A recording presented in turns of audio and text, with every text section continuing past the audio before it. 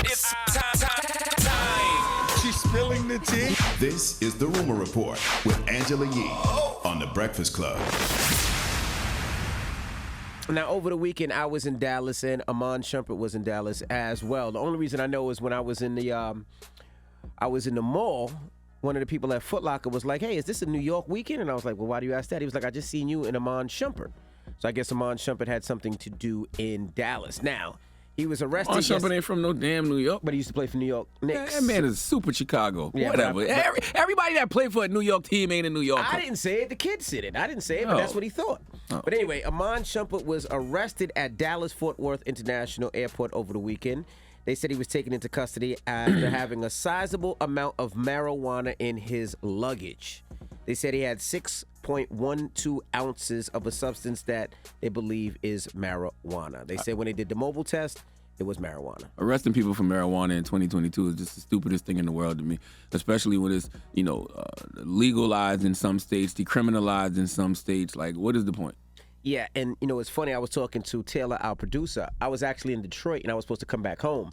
My flight was canceled, so I went straight to Dallas, and I had some marijuana with me. And before I got back on the flight, I was like, you know what? It's illegal in Dallas. So I was like, you know what? I'm not going to carry it on the plane. So I actually let my people have it in Dallas. So silly. And he had it, which makes no sense because it's legal in Jersey.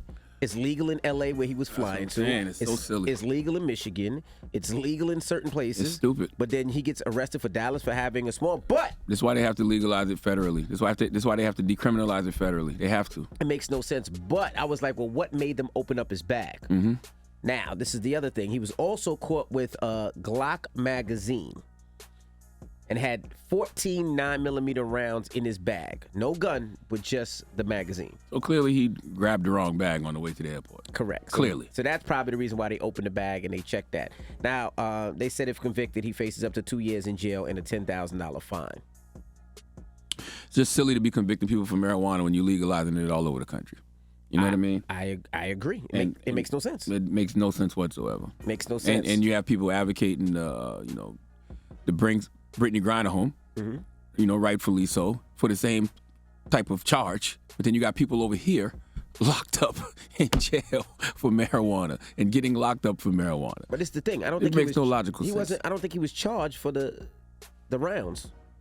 So I guess just there was the no weed. charge. He was just charged for the weed, which makes no sense. They probably feel like they can get him.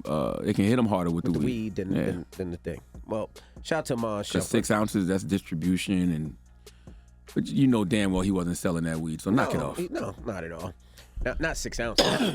Now, also, we got to congratulate Berner. Berner is one of the owners of Cookies Marijuana, since we're talking about cannabis. Think about how contradictory this whole situation is. Berner makes history as the first cannabis CEO to cover Forbes magazine. First of all, drop on the clues bombs for Berner. Very well deserved. Yes. But the man is being celebrated by Forbes for being a huge CEO, correct. legal marijuana dealer. But then Absolutely. you locking up people like Iman Shumpert for weed. The logic makes no sense, America. None whatsoever. Not at all. Come on, man. Not at all. Now, you got to salute Tyler Perry. Now, we salute Tyler Perry for so many different things, but it just came out recently that he paid Cicely Tyson $1 million for 1 day's worth of work. Now, we talked about it. He just wanted her to know that she was appreciated. See, that's the type of thing when you just got money. You're damn right. Drop on the clues bombs for Tyler Perry. Now, she passed away at the age of 96 last year. She's been in the business 60 years.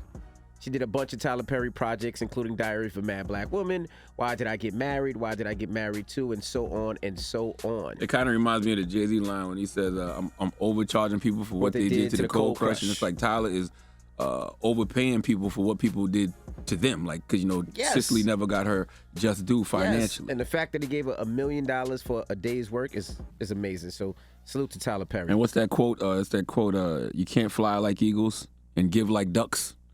So Tyler Perry out here flying like an eagle. So you can't give like no duck. You got to pay like he weigh. Yep, and Tyler Perry will be at Invest Fest over the weekend. Shout to Earn Your Leisure. Salute to EYL. Salute to the good brother Tyler Perry, man. Now, the family of Prince, the artist Prince, have reached an agreement over the division of the $156 million estate following a 6-year legal battle after he passed away. So they're going to be finally distributing the money to different family members. I guess the judge worked it out. They haven't said how they do it, but they finally did it. James McMillan, friend to the room, said that he and his partners were what's that word? I wonder how many people getting money that Prince don't want to get money. Like Prince side they're happy. Okay. Who? No, I'm just going to change the words. They said, James Miller said he's happy and thrilled to finally be done with this and that family members could finally get some money. I wonder how many people getting money that Prince don't want to get money. Like Prince in heaven side-eyeing certain folks. You know I would have never gave you that. Never give you a dime. And lastly, Wendy Williams insists she is married to an NYPD officer. And we have audio? Okay. So yesterday when you called me and said that you were married, you know I posted that, right? And now some guy named Will is talking to Page 6 saying it's bullshit making me look crazy out here. No, everybody seems to have a problem with that. I'm married. So is there a problem that they don't want people to know you're married, or they didn't want you to tell me you're married? I'm married. I don't care who knows it. I'm married.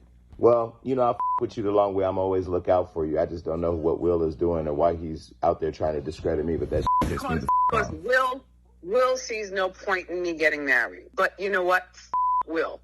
14 years I've known him, and I've always said him in a good way. Talking about he's your official rep. He is. It's okay. All right. Salute to my guy Jason Lee. Yeah. You skipped this step though, because you know they told Page 6 and TMZ that even though she did tell Jason that she's not actually married, right? And as I said yesterday, that's what I already believed. Like I totally believe she told Jason that, but she's not actually married. Come on, man. All right, and that is your rumor report.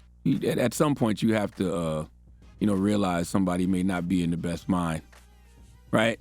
Yeah. And you should keep the cameras out of their face, I think. Yeah, and let a person heal in peace. But that's what people love. Like you seen it the other day, she was sleeping in the Louis Vuitton store, everybody taking pictures. Window. Hey, come on, man. And then when they got in the car, they were asking her, and she was saying that her man was doing. It was like you gotta stop. Yeah, you gotta stop. Let her heal. You gotta stop. All Get right. the cameras out of her face. I agree.